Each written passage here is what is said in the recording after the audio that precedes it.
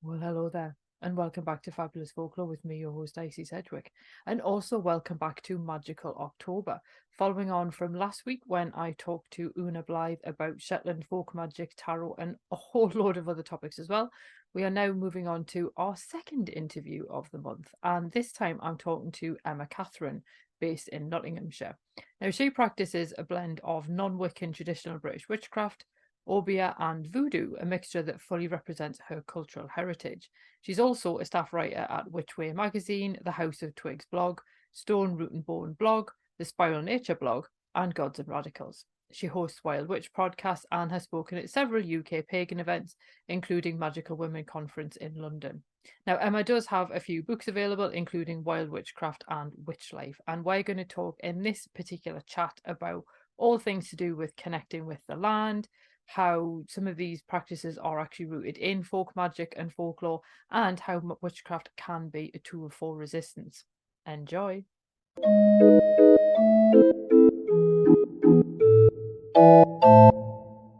Hello, and welcome to Fabulous Folklore.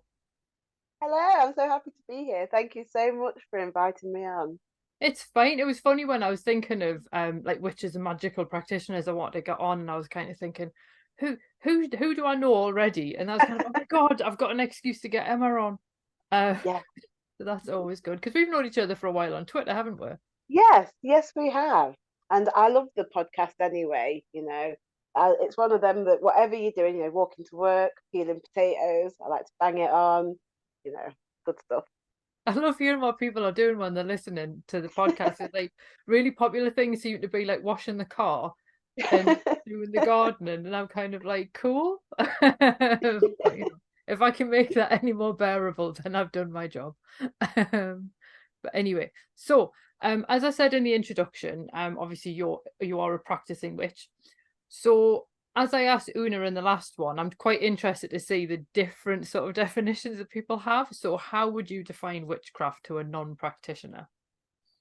Oh, to a non-practitioner. It's always weird. Sometimes I think, it's easier describing it to a non-practitioner because you can avoid all of like the subtle shades of politics that seem to find their way into everything.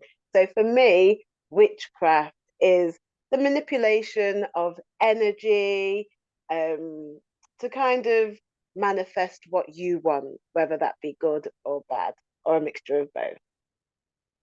Excellent. Um, I suppose that's the thing, isn't it? It's that idea of kind of bringing something into is it into being or just into your life, would you say? I think it's a bit of both, and I think it depends. So for me, like the idea of the witch is someone who, for me, it spans like the magical and the mundane. So it's someone who's very grounded, so they see things with a rational eye. They're very balanced. They make balanced judgments, and like the magical side of that is, if you're working any type of magic, the idea is that you would save that energy. So say like someone's really annoyed you and you want to curse them or do something bad to them, or equally you want to make someone really nice because someone's pleased you. The idea is you try and hold on to that emotion. So in that moment when you might want to go rah or whatever, you hold that and you keep that until you get to working the spell. So, there's that idea of balance, of taking rational planned action. Um, and it also spans like the magical side of stuff as well. So it can be manifesting stuff into being, or it can just be finding ways to work out whatever situation you're in at that moment. Yeah. I suppose I sometimes see people describing it as being like a way to kind of put power back into the hands of like the disenfranchised and so on. Would you agree with that? Absolutely.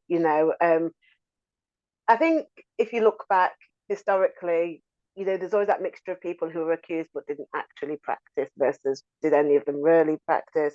And I guess we'll never really know, but I think the idea that witchcraft has inherently belonged to people who don't necessarily have access to the I don't know, the normal kind of means of justice. So the poor, the disenfranchised, the oppressed. Yeah, that makes sense to me. Hmm. Um, but obviously you also practice Obeah as well. So how would you describe that to someone who wasn't familiar with it? Um, again, it's probably easier to describe to someone who's like has no idea. So if I'm being, just want a quick explanation, I might say it's Jamaican witchcraft. So my family comes from Jamaica, but it's actually Afro-Caribbean witchcraft. Um, and again, some people don't like the term witchcraft because it has, carries all of those negative connotations. But so I just kind of describe it as a Afro-Caribbean magical and spiritual belief system and practice. Cool. Would you say there's as many sort of misconceptions about it as there is something like voodoo, or do you think that it hasn't kind of penetrated the mainstream to that extent yet? A bit of both. So even there's even a lot of confusion between Obeah and voodoo, and a lot of people will conflate the two. But they are totally different practices. Um, and then again, because Obeah is not so well known, there's not that much known of it. However, what is historically known tends to be, especially if you're kind of reading texts from like the 1800s or the 1900s, they're from the slave owner, or the the oppressor's point of view. So they're not necessarily the best material, and so little is known about it. But where it is known, it has those same negative connotations that you find linked to any kind of magical practice or anything that falls outside of like the main religions and the accepted belief. So yeah. It's funny, isn't it, how like the stuff that we end up getting left with. It's a bit like, I suppose, when we look at like the Romans talking about the Celts, and that's how we sort of kind of feel like we know what they did. And it's like, yeah, but that's just kind of bad PR, is all that's kind of really been left behind. Yeah. There's always an element of having to kind of read between the lines and kind of, I don't know, I think when you look back in history, even today, and again, without getting all too political, I always think there's always a gap between those in power and those doing the living on the ground floor, so to speak. And so there's always an element of kind of having to question sources and kind of look at the context that things come in. So like in my day job, I work in a autism specific SEN school, but I teach key stage 3 and key stage 4. That's like 13, 14, 15 year old GCSE kind of ages. And one of the we were always talking about context, and it's really good to have those discussions. And just doing it with the kids, you see how everywhere that comes into play. So, and I think it's no different for like um, the magical side of things and stuff. So yeah. It's funny actually, because I noticed that you recommended A Witch Alone by Marion Green in Wild Witchcraft. And Mm-hmm. what I love about the one of the parts she talks about is this idea of like question, like, would some woman living at the end of the village really own a sword? And I sort of feel like that kind of like critical thinking is quite helpful, both like for folklore as well, but also I think when you look at these different magical practices. Yeah, and don't get me wrong, because everybody likes to buy special things. If you see, we all do it, whether it's something we care deeply about and we wouldn't normally spend that much on something. But then, a lot of us have also been in positions where we've not been able to kind of afford many of the, what might be considered the basic necessities of life. And so um, it seems daft to spend money on something that you're going to use for ritual. And again, like, so I often draw parallels with Obeah. So if you look at Nanny of the Maroons, I talk about her quite a lot. So she's a Jamaican national hero, and she's renowned for defeating the British and winning freedom for her people. But she was also an Obeah woman, and part of her reputation is inherently wound up with that. And you think, what would she have had, an enslaved woman fighting, guerrilla warfare in the mountains of Jamaica? What would she have had to practice? And so it goes back to, what you were just saying, the little old lady in a cottage somewhere, is not likely to have a sword. And I think part of what I've always been attracted to witchcraft is the accessibility of it. So the fact that you've never needed anything. And again, it feeds into that idea of it's being accessible to those then who maybe don't have any other means of justice or defending themselves. So yeah. Cool, I like that. So I suppose that yeah, it's the age-old question, is it? Sort of what brought you to magical practice, if you don't mind sharing? No. And it's weird because I don't know, I don't have like one specific thing. I think when I talk about it with my sisters, because I am like, I've got three other sisters, so I am the younger middle sister. Um, and all of us are into kind of what you might term magical practice, albeit in different ways. And I guess our upbringing was kind of laid back. So although my grandma on my dad's side, so my maternal grandmother was really like, she was a devout Christian. None of my aunts or uncles really are, and so religion was never really anything major in our lives, and so I don't know. Our childhood was very much, we were latchkey kids, so a lot of our time was spent outside. So it was always quite normal to be outside in the woods or like down by the river, or and we always had like lots of pets. So I guess there was always that connection to um, nature in that way. But I guess really, when I got real serious about it, I think there's always that, for a lot of people, there's that initial interest. They grow up, become teenagers, drift away. But then there's that coming back later on when they grow up. So I think by the time I was around 18 or so, I was, back into, and I think by then I was more serious about wanting to figure out what to do with this interest that I had, you know. And so I think it really started from there. But I always described my mum as a bit of a hippie, you know. Yeah. So I guess there was not one straight path into it.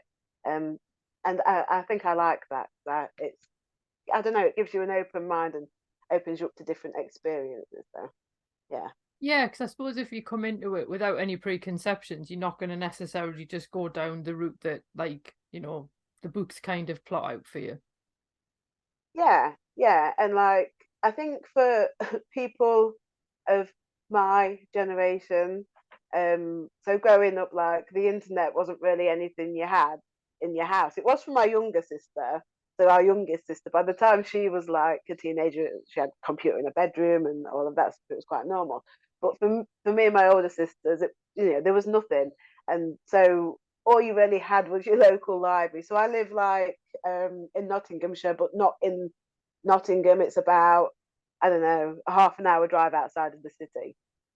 Um, and so, like, when I was a kid in the 80s and early 90s, there was not a lot.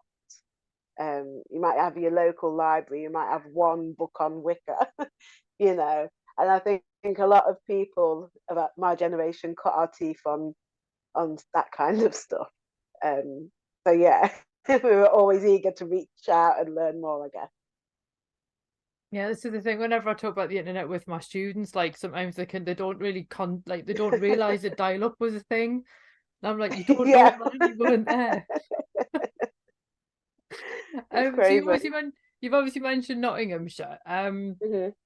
And obviously I suppose most people would like probably think of, Sherwood Forest and Robin Hood and so on. Yeah.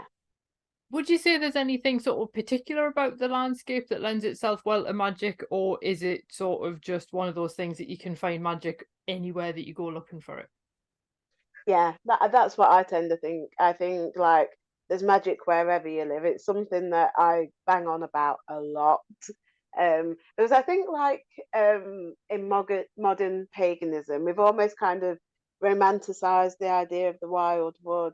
And as much as it's lovely to go and visit wild places, like there's nothing I like better than, you know, going to different places and walking in ancient woodlands and all of that. And as much as that is lovely, I think the most meaningful relationships people have with land spirit is land where you can get to it, if not every day, then at least certainly once or twice a week.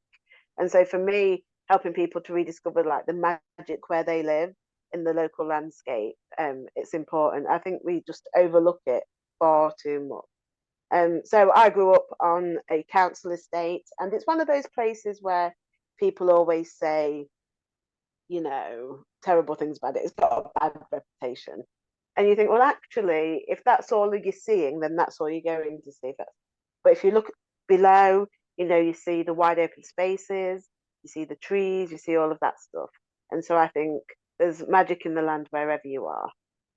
Mm. Yeah, and I suppose really like can you really move in an urban environment in the UK without coming across like buddleias and dandelions? They just seem to be literally everywhere. Yeah, exactly. And again, it feeds into that idea of like, there's nothing really glamorous about working with dandelions, or, and it reminds me of a conversation I had with a friend once, and they were like, everyone's spirit animal is always like a tiger, or, some noble, brave kind of animal. It's never like a squirrel, you know. And yeah. That is true. And I think that's the thing. Like, I know I had like a whole episode where I just waxed lyrical about dandelions because I absolutely love them. And Oh, me too.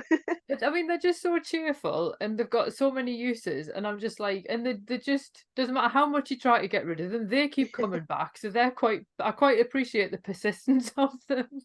Yes, and they're a forager's delight, Every part is edible. I often joke with my partner and children, although it's not really a joke, that if the apocalypse was to strike, it's fine because I can cook with dandelions and I can make bark flour. It's all I know something you can make coffee out of the roots, can't you? And I'm like, won't you people just Yeah, have coffee? yeah.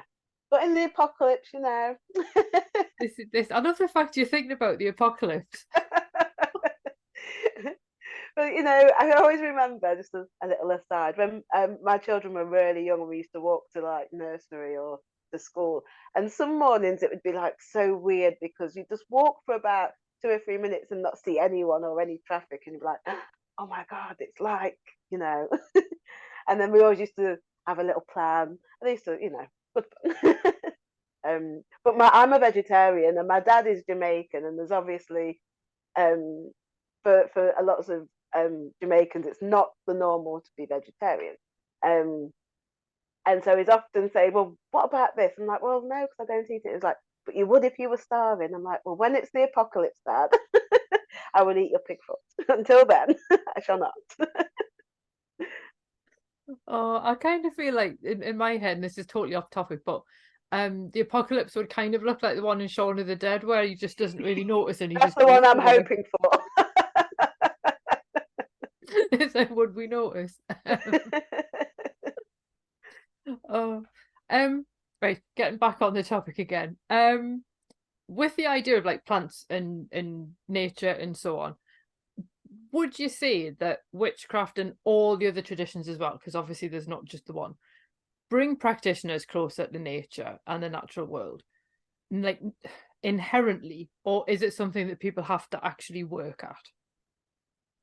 I think it's a bit of both, you know. So I'll deal with that second part first. So I often say, like, building a relationship with the land, it's like just building any type of relationship or friendship. So say like you meet someone and becoming friends, and they come to you and ask you for a favor, and you think, yeah, of course I can. Da da da. So you help them out, and then the next week they come and ask for another favor, and you find they're always coming and asking for things rather than being a true friend.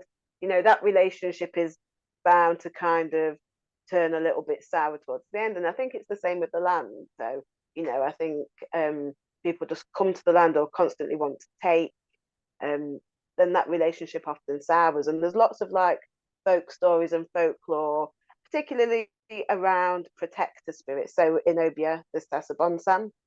Now in general Caribbean and West African folklore is often described as a vampiric figure, or a devil, in pretty bad terms, let's say.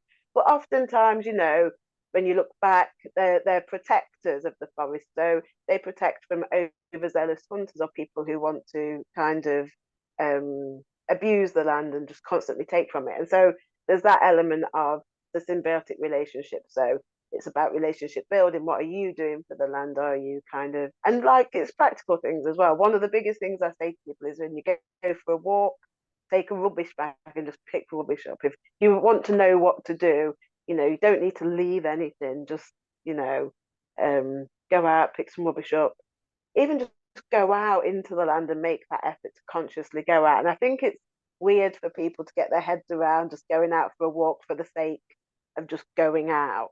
You know, for people who walk their dogs, it's quite normal to go out, and once you're out and you're in nature and you're kind of building that relationship, it's easy to see the benefit of it. But when you're starting something, kind of you have to take a bit of a leap of faith, I guess. So there's that part of it. But also I think witchcraft does bring people to the land, especially like if you're doing your workings and your spells and it calls for this plan or for you to work with this particular moon phase. You've got to kind of get in tune with those natural cycles. And I think once you start doing that, even if it's just for those witchcraft purposes, I just think that before long, you're going to start building that relationship, and it's just going to be something that happens naturally. So I guess it's a bit of both. Mm. It's funny as well because I remember during lockdown, when everyone suddenly discovered the joys of walking outside, Yes. you could go nowhere else. And it was kind of cool Yes. because now I'm wondering, oh my God, all those people started relationships with their local community. Yeah. And then like the land's kind of sitting there like, hello, where have you gone? And I'm Yeah. like, that's quite sad. Yeah, I know. But as well, like I remember those times as well because like I'm often going out like in the woods, in my local woods for a walk, and I just love like when you go on out early, and then sometimes I'll go out early to avoid like crowds because it's quite a popular woodland, you know.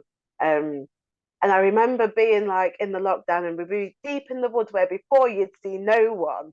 And then all of a sudden it's like, good morning, good morning. And it's lovely because, like you say, all of those people are building relationship with the land. But you think, oh my goodness, this is my time. But it's lovely, really. Yeah.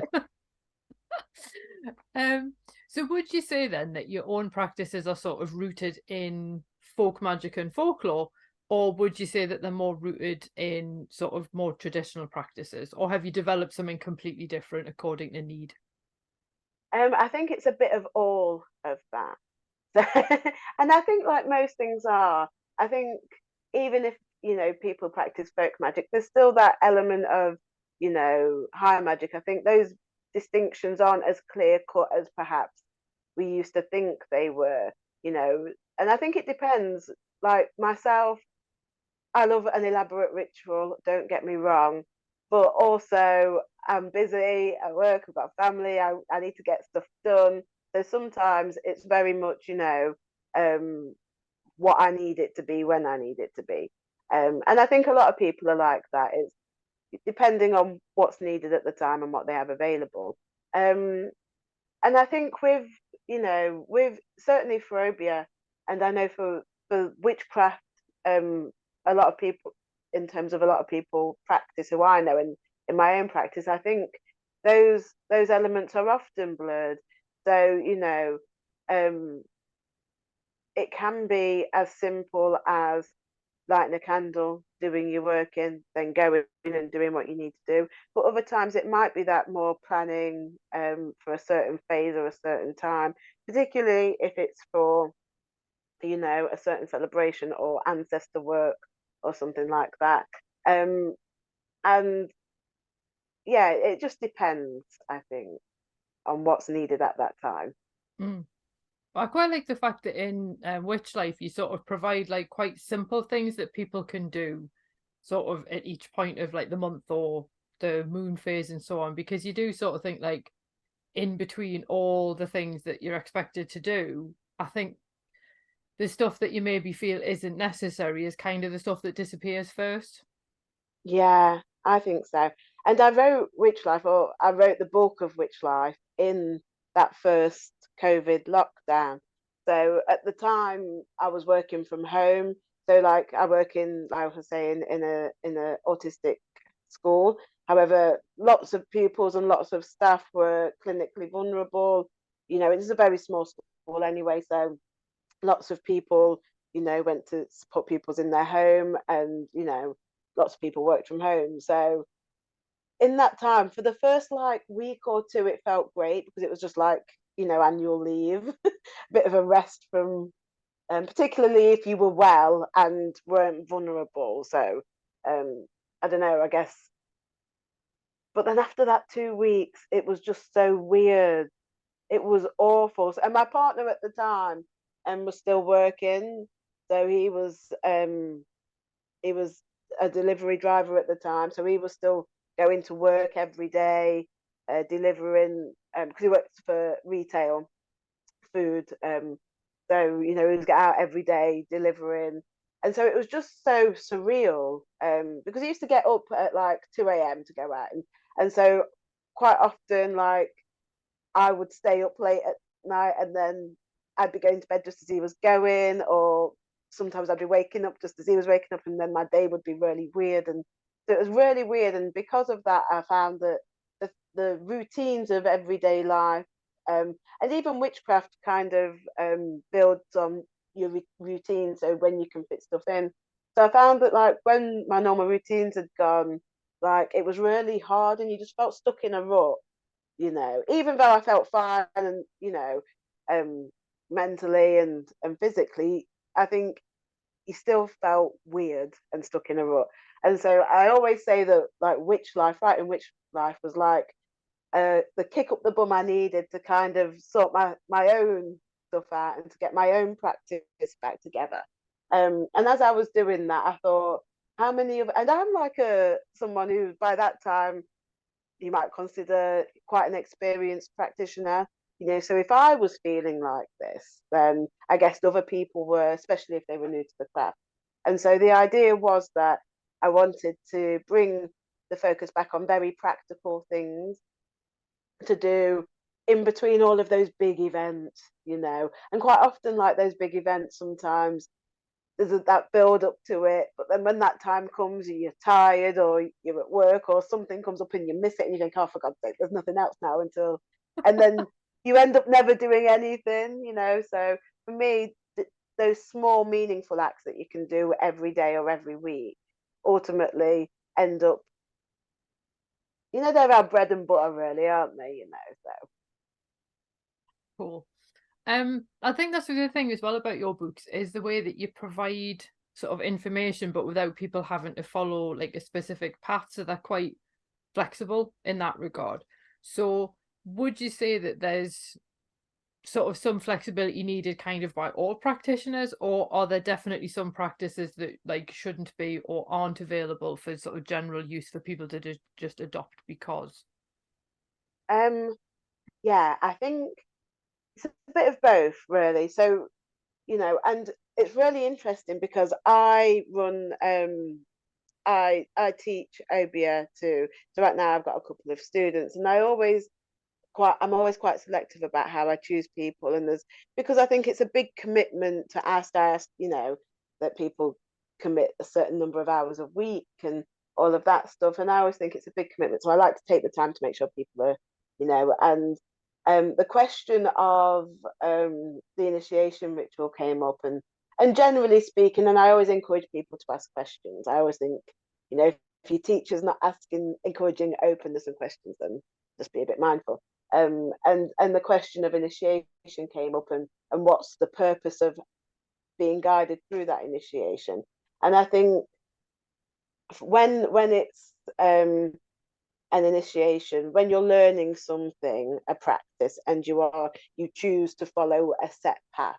So for instance, if somebody chooses to follow Wicca, and they want to join a coven and go through the initiation process, there's a reason why you've joined that coven, and then you would expect that you're going to follow that coven's guidelines and the things they need to do. You wouldn't necessarily go in and say, well, I don't like the way that you've done this, and this, and I want my initiation to be different. So I think there's that side of it. But then I also think that there is an aspect of witchcraft that does require flexibility, especially if you want it to be kind of a daily or a practice. I always make that distinction between, like, the theory and the practical, and I always stress when talking about witchcraft that having a practice is important. Otherwise it's not a practice. But there's ways of doing that, and it doesn't always have to be that massive big ritual. it doesn't always have to take an hour or two. You know, there's little ways you can work magic into your life at different times of the day and different parts of the day. And so for me, making magic a part of our everyday lives as we would anything else is really important. Yeah. I know Una in the previous conversation described the idea of witchcraft as being like a service profession. And I think a lot of what I sort of certainly see on certain social media platforms, I'm not going to name them, is there's a degree towards like trying to use it to get things that you want, as it were. So again, it's like, is it something that people should only ever use it for themselves? Or because I know there's a lot of the thing about ethics around not doing stuff for other people, but I guess if someone's asked you to, then Yeah. how do you think that one Yeah. works? Well, for me, I look, and again, I would come from, I don't know, I look at like the history of it. So if you might look at, and again, you know, you have to take it into context. So what what were witches doing back in the day? Many of them, or people who might have been called witches or cunning people or whatever you want to call them, you know, many of them would have been providing medical services for poor people who couldn't afford, you know, for the doctor.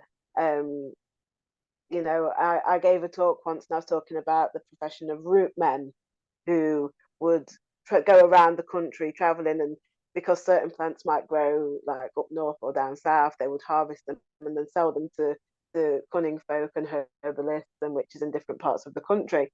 And so, you know, there's that element of it, which I don't know, I just really love that aspect of it being flexible to the land, to your circumstances, to your needs at the time.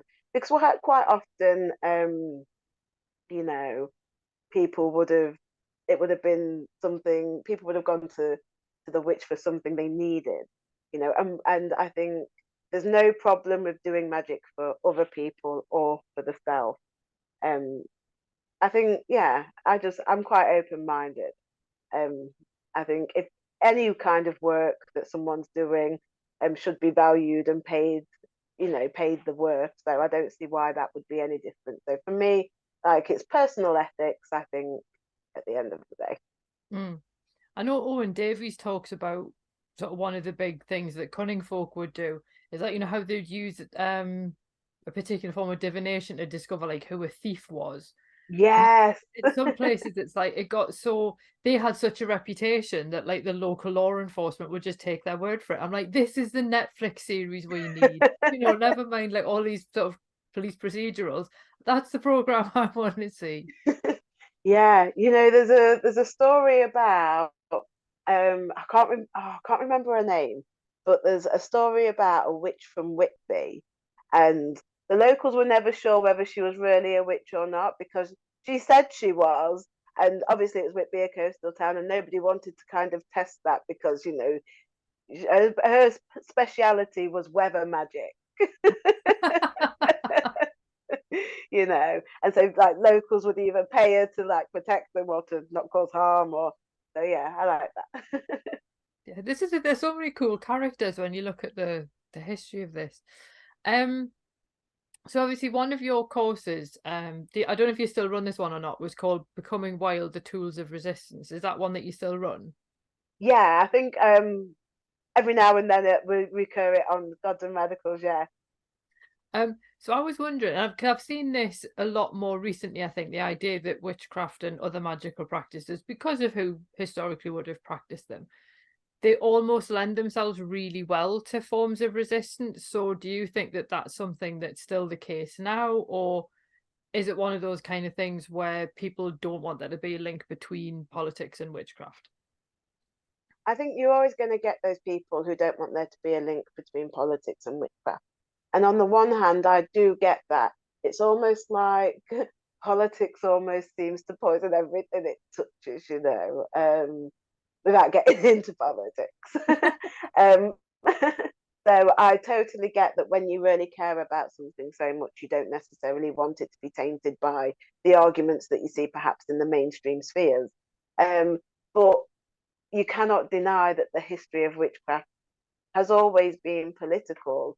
There's always a political slant to it, whether it's the types of people practicing it and the types of magic involved. You see it throughout history, throughout places as well, and throughout peoples that aren't linked, whether that's, the Haitian Revolution, whether that's the Obeah practitioners who encouraged the uprisings and revolts in the plantations, whether that's people using their beliefs to fight against any kind of injustice, no matter where they are. I think that's something that you just can't deny. And I think, again, it lends that, whether you believe in it or not, I think at the very least, it's an expression of people taking control of their own destinies, because when you are, I don't know, at the bottom, when you're poor perhaps, or when you have no voice, or when you have no power, and you kind of feel like you buffeted along on the whims of other people, sometimes it's just that aspect of wanting to take control and having control over something. So even if it's just that, I don't think it is, but even if that's all somebody has, I think there's a power in that anyway. Yeah, very much so. Sorry. I was also quite interested to see, I think it's in Witch Life you talk about this, that you use shells in divination. Yeah. And obviously I talked in the last one with Una about the idea of big tarot and the idea that, like, how expensive the decks are and things. Yeah. And I think you mentioned this in the book. Do you think that just any kind of divination is a useful kind of skill to learn as a life skill, or is it solely a spiritual skill? And what kind of divination forms do you think people should give a go to? Oh, I love divination and I love them all. I love tarot. The prices of them are extortionate. And I often joke slash not joke that if I was rich, I would be a tarot connoisseur and I'd have all of these rare, beautiful decks. Well, that is just a fetish of mine. I actually think that any divination that works for you and that you find meaningful, you're going to benefit from. And I actually think that it's a life skill. So, and I always bring it back to like my day job. I'm working with, pupils who we teach life skills to in a way that we don't necessarily think of teaching in mainstream, even though I think everybody would benefit from life skills, and I think you kind of have to look beyond the thing itself and look at what it gives somebody, So I can always remember like doing an English degree and people like, oh, well, what are you going to get with an English degree? What job? Da, da, da.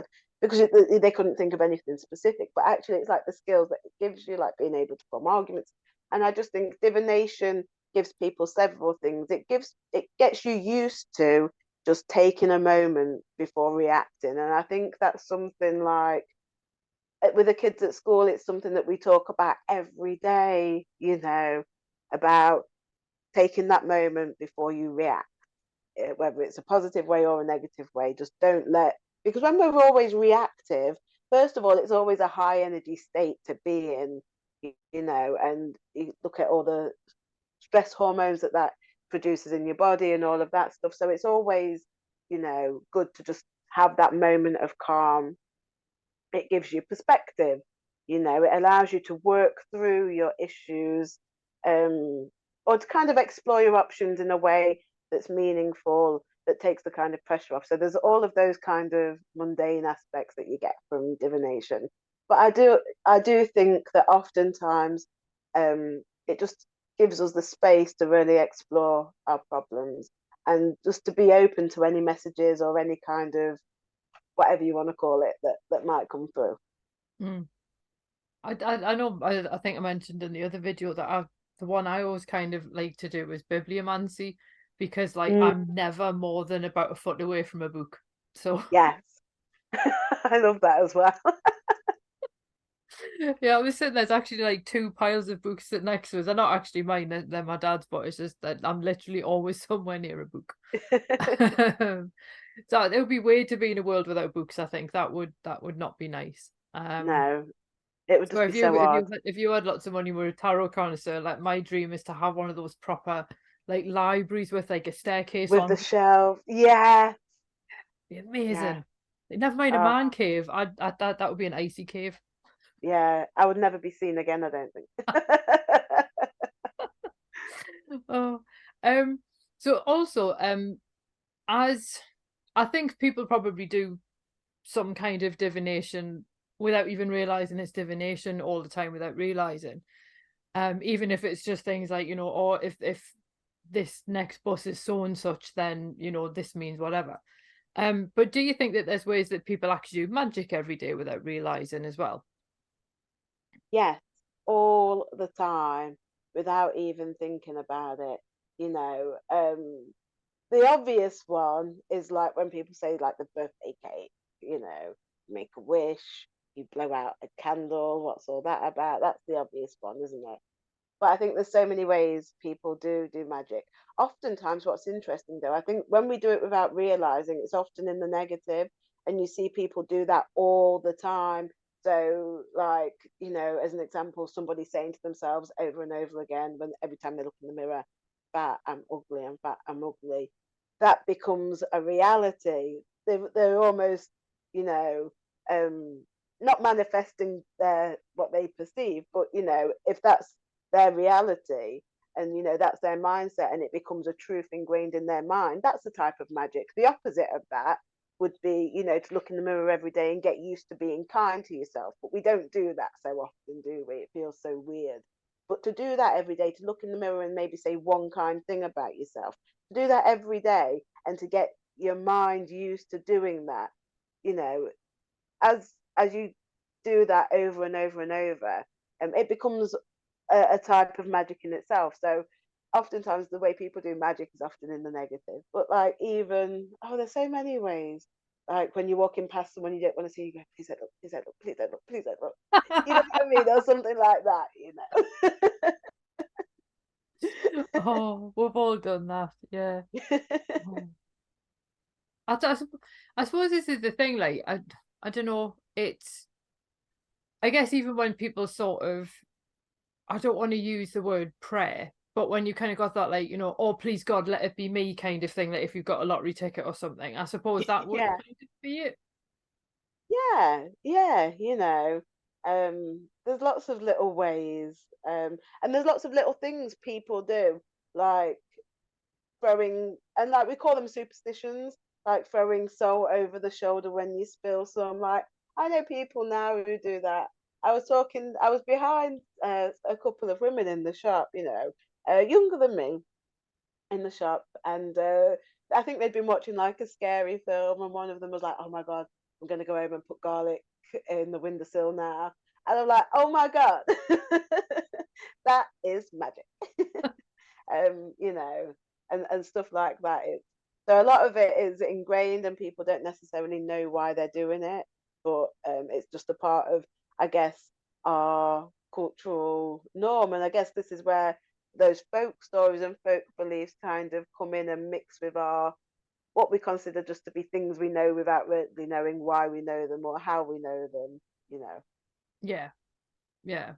Yeah, like I mean, we've got a wooden, so it's not really as useful. We've got a wooden horseshoe over the door.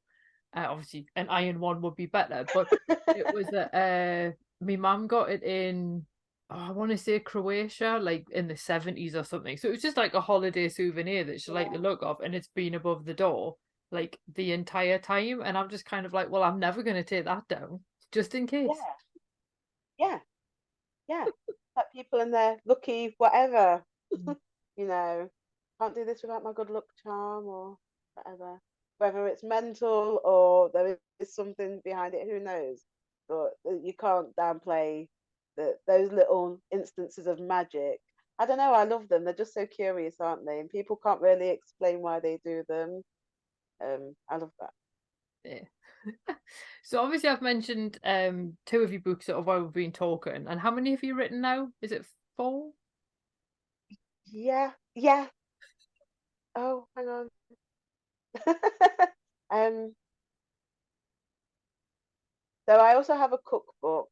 Oh, Yes, that's called Reclaiming Food. So it's like comes after Reclaiming Ourselves. Oh, there's the Reclaiming Ourselves book, which was linked to the course that you spoke about. And then Season Songs is my next book coming out. I think December for the States and January for the UK. cool. Which one would you say is your favourite of the ones that you've written then?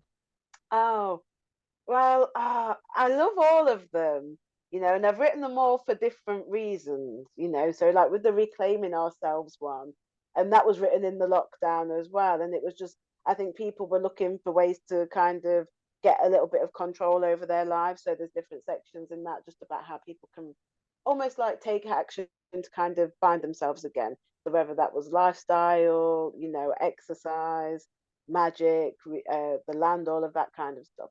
But I think like the season songs, and I'm not just saying this because it is my latest one, but when I was writing that, I think Witch Life came so not easy, but I really loved Witch Life, writing Witch Life, because it drew very much on my practice, and it was like one of those things where it inspired my practice, which in turn inspired the book, and so on and so forth.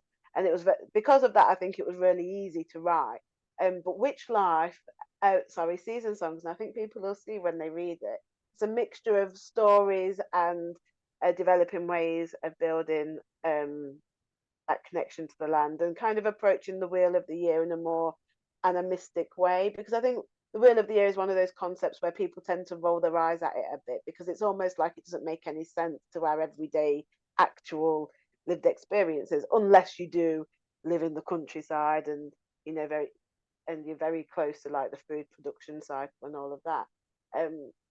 And so I really wanted to find ways of reinvigorating that and making it more real to people's lives. But by doing that, I also draw on lots of my own stories, so like growing up. And so I think for me, it's got that kind of nostalgic element. So as I was writing it, it made me remember like such good times and different things, and it really made me also examine my own relationship with the land and what that looked like.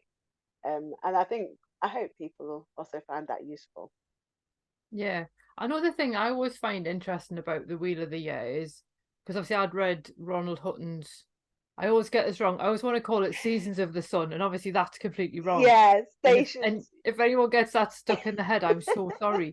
Obviously, Stations of the Sun, and I Yeah, think it's really interesting seeing where some of them came from. But then I look at the way that people sort of say, "Oh, it means this, and this is what's going to happen at this particular one." I'm like, maybe in the southeast of England, but way up here in Newcastle, we've still got yeah, snow at that time of year. And I find it sort of a bit odd sometimes to kind of have a little bit of a one size fits all. And obviously, it only works in yeah, one hemisphere as well. So yeah, I quite like the solstices and equinoxes because they're based on astronomy. But yeah, the other four is kind of like maybe they could be a bit more flexible. yeah. And I think there's always that argument with the name of oh, Mabon, however you pronounce it. I just tend to call it the autumn equinox. um, because there is that, it can be disconnecting, like you say. And I like Stations of the Sun as well, purely because you look at what's happening across different parts of the country and you see, because you're right, you say Beltane, for example, and you go, oh, yes, you jump the fire to purify, and everybody did this, and it's a Celtic tradition, it's practiced in. But then when you look at it, actually, it's practiced in little clumps, and even then, there's lots of variation, and some people might have done this and other people might have done that, and so on and so forth. And for me, that just highlights, you know um people's beliefs need to fit in, and practices need to fit in with what they're actually doing. Otherwise they become, something that you do once a week, like, if you were to, I don't know, just do it for kind of lip service, you know and I think, yeah, so I very much wanted to kind of just look at it a bit differently. And especially, like, it's fine if you're a farmer, it probably fits in with your lifestyle quite well. And but I think most of us, even I describe myself as living in a rural town, but it's still a town, with a Starbucks and a Costa and all of the traffic and all of the problems that come with living in a town. And for many people, like living in inner cities, for example, we're so disconnected from the agricultural calendar, so to speak, that the Sabbats of the Wheel of the Year didn't kind of mar up. So you might find yourself doing something that's not totally accessible, just for the sake of it. So yeah, it's really important to me that the cycles of the season and forming those connections with the land at those different times of the year fits in and makes sense for us in our own individual context. Yeah, I wish so many of them didn't involve fire, because I mean I'm a fire risk at the best of times. So Well, I am very clumsy. My clumsiness is well renowned, so I too am surprised I haven't knocked over some, candle and set fire to an altar or something. oh, anyway, yeah, I think, as I say, it'll be really interesting to see when that comes out, and I'll no doubt buy it, because it sounds like it'll be right up my street. So, and what I'll do as well on the podcast and YouTube is I'll come back and I'll update the description thingy with them all the different book buy links and whatnot. Because I haven't pointed downwards yet, which I always do when I'm talking about YouTube, and I'm trying really hard to break that habit. And I seem to have so far, so I'm making progress.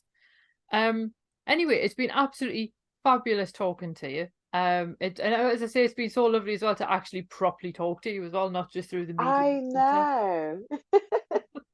Or X or whatever we're supposed to call it now. Oh God, I don't know. Where can people find you online? Obviously, X, or Twitter as I still call it, and still type into my search bar. I'm on Instagram and Facebook. It's Emma Kathryn Wild Witch. Cool. And again, I'll put links. I'm like this and not stop pointing. I'll put the links in the show notes and whatnot, and then just in case people would rather click stuff rather than type and so on. But yeah, it's been absolutely lovely talking to you. Oh, I've had a great time. Thank you. Thank you very much. Well, thanks for listening, and I hope you enjoyed that episode. If you did, feel free to leave a review wherever you listen to podcasts, because that helps other people find the show too. It also takes between 4 and 6 hours to research, write, record and edit these episodes, so if you want to help support my time in doing that, then you can buy me a coffee, or you can join the Fabulous Folklore family on Patreon and enjoy extra benefits, including exclusive episodes and articles and even illustrated talks. All the links you need are below, and thanks in advance.